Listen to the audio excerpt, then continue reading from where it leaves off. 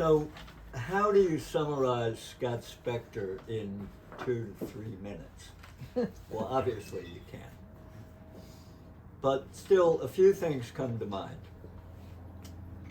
Scott was the most politically incorrect person that I have ever known. And he gave every other person around him permission to be completely outrageous. He loved to drop by without warning, and I mean 3 or 4 times a week. He was on a run, he was with his dogs, he was headed out for coffee, he wanted you to come with him so he'd have somebody to talk to. He often, in fact usually, dropped by at the most inconvenient moment. Patty would call, "Bob, Scott's here, get downstairs." He loved telling you about his most recent fill-in-the-blank ski trip, vacation, deal, item for the sports bar. And he helped without hesitation when I needed professional advice or a helping hand. He was fiercely loyal.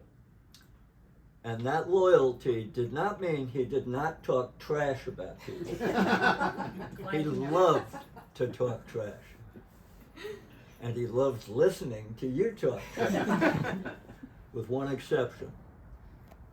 He sometimes grumbled occasionally about his family, the demands that they put on him, etc. Nobody else had permission to pile on, ever. Never. I mean, ever. Scott often said he knew what was really important.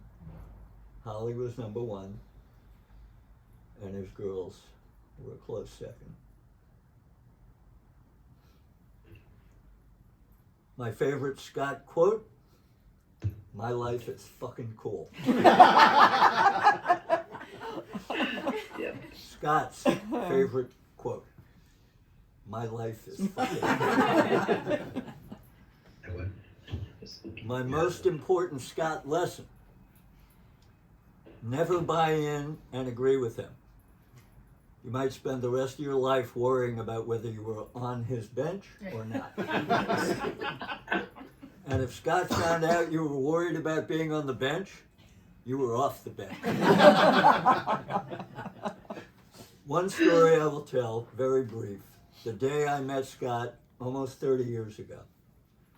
My daughter Ruthie and I had just arrived at a daddy-daughter camping trip at Huddart State Park. I think it was the first one for that season. Melanie was there, Evie was there. My first impression, we went camping overnight at Huddart State Park on Kings Mountain Road in Woodside. My first impression was Scott leaning against the fender of his Porsche. This was the white one. This was the old one. First one. He was holding forth to anyone who would listen. None of the kids were listening. On some variation of how cool he was. And I remember thinking, this guy might be an asshole.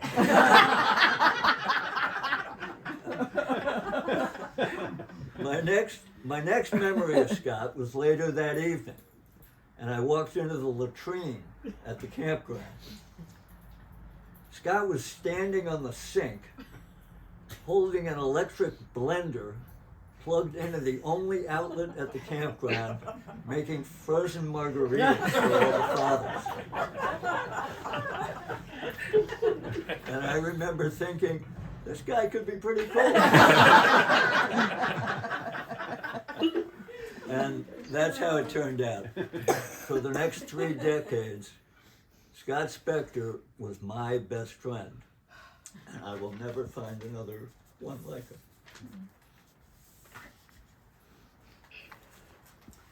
To Scott. To Scott. To Scott.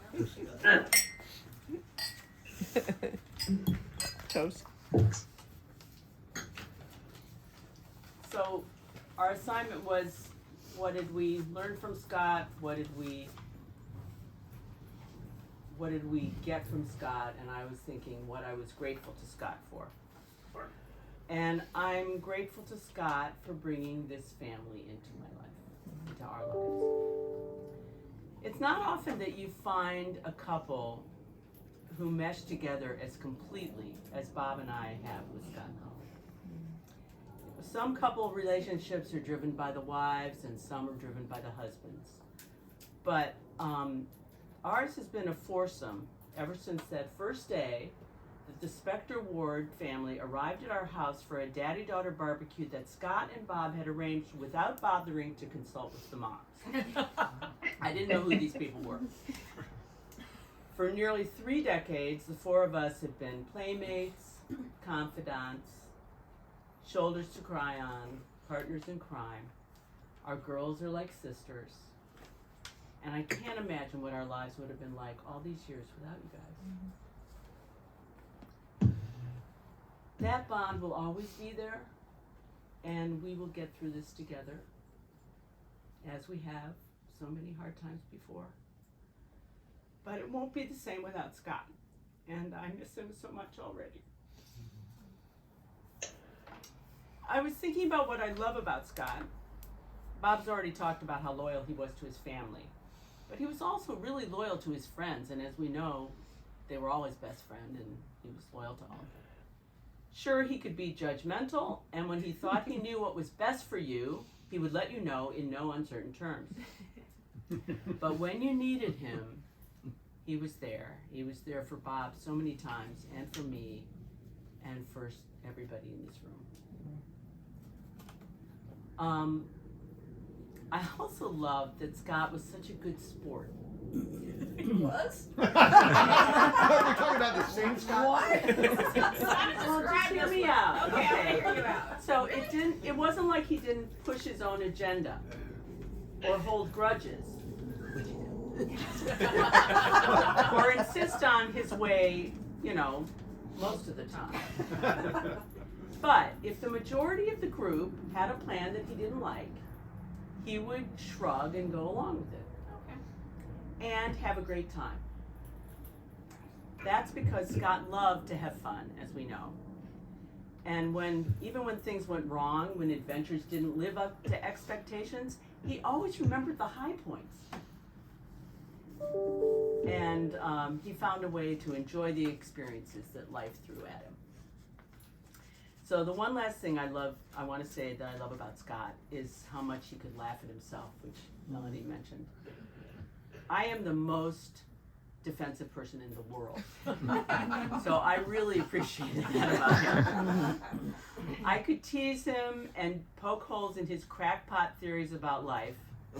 And instead of telling me to go to hell, he would stop, sort of smile, and get a twinkle in his eye, and he'd say, "Yeah, I see your point. Yeah, I see your point." And then he'd just laugh and walk away. I think that's because Scott was totally secure with the person he was. He had an inner confidence that I wish I had. And I believe that is what helped him to live his life to the absolute fullest. And what a life it was. Scott. Scott. Scott.